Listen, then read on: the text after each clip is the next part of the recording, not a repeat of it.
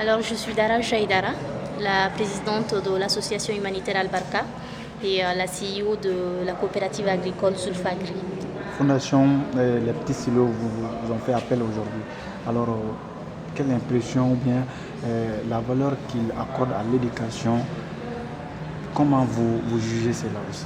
Alors tout d'abord, je tiens à féliciter et remercier les initiateurs, singulièrement M. Sissoko Tchefi, pour cette belle initiative qui est les petits stylos, qui est là pour appuyer d'une façon générale l'éducation des enfants et particulièrement des jeunes filles. Je pense que c'est très important parce que l'éducation, c'est la base.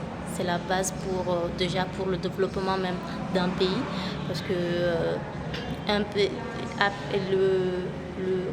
l'avenir du pays repose sur l'éducation des enfants et le relais que ces enfants vont prendre après. Et singulièrement les femmes surtout, parce que quand les femmes sont engagées, elles y vont jusqu'au bout. Donc c'est très important une telle initiative qui rejoint en quelque sorte l'association dont je préside, qui est Al-Barka, qui consiste à scolariser les enfants démunis.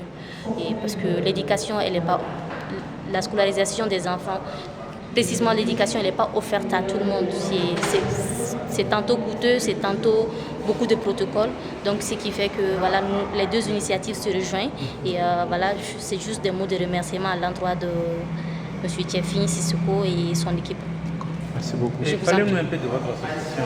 Alors, Al-Barka vient en aide aux enfants démunis, notamment la scolarisation des enfants et l'équipement des enfants en kit scolaire, et également nous les octroyons des extraits d'actes de naissance aux enfants qui n'en ont pas.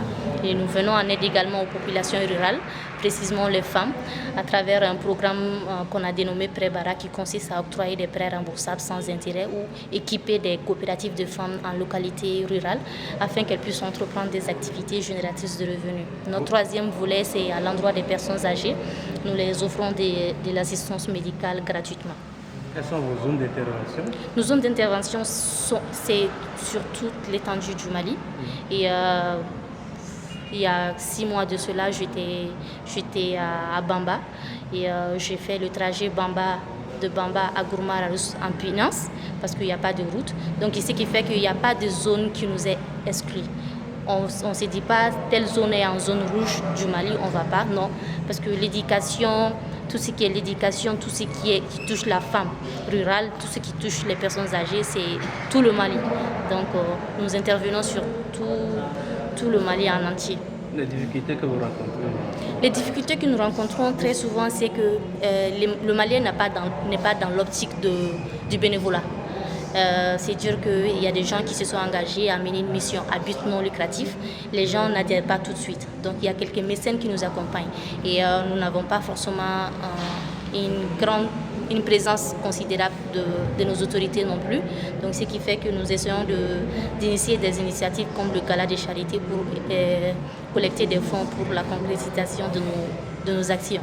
Voilà. Et l'autre difficulté, tout le monde le sait, c'est la crise qui touche notre pays. Ce qui fait que, par exemple, durant mon séjour au nord du Mali, nous avons fait un trajet sur l'eau la Pinance, la nuit, on était obligé de passer la nuit, nous garer à côté pour passer la nuit parce que tout simplement des hors-la-loi, des personnes, des groupes armés qui sont là-bas au nom de qui on ne sait pas, qui nous font arrêter parce qu'on n'a pas le droit de faire rouler une Pinance sur l'eau. Alors souvent ils ont des postes de contrôle sur l'eau, ils nous faisaient payer de l'argent aussi. Donc les difficultés sont nombreuses. Tantôt on n'a pas de soutien, tantôt la crise aussi vient s'ajouter, c'est pas évident. Votre message à l'autorité? Mon message, je lance un vibrant appel à l'endroit de nos dirigeants de redoubler d'efforts pour que le Mali puisse regagner sa paix et sa tranquillité d'avant.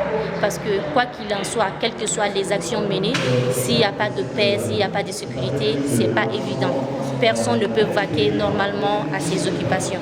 Donc c'est de vraiment lancer un vibrant appel à la la communauté internationale, à nos autorités, de renforcer encore les initiatives afin que on puisse regagner la paix datant que le Mali a connue. Merci. Je vous en prie.